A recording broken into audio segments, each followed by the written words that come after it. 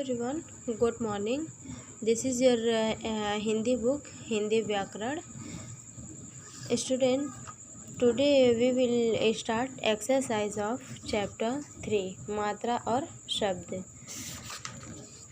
Exercise याद रखिए, स्वर और व्यंजन के मिलने से शब्द बनते हैं. स्वर और व्यंजन के मिलने से शब्द बनते हैं. व्यंजन के साथ स्वरों को मात्रा के रूप में जोड़ते हैं. शब्दों का कोई न कोई अर्थ होता है. मीन्स किसी भी शब्द का कोई न कोई अर्थ होता है. शब्द बनाते समय सही वर्डों का सही स्थान पर प्रयोग किया जाना चाहिए. अभ्यास.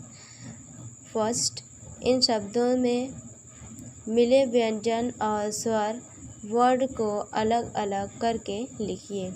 बकरी, बकरई. पेड़, पेड़.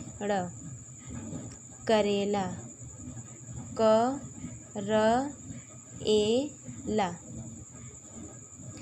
Like that, fill this space. Exercise 2.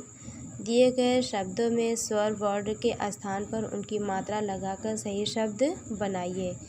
कबूतर, कबूतर.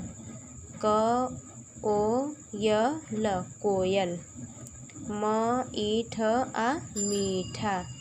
चौकोर, चौकोर. Like that, fill this space. Thank you.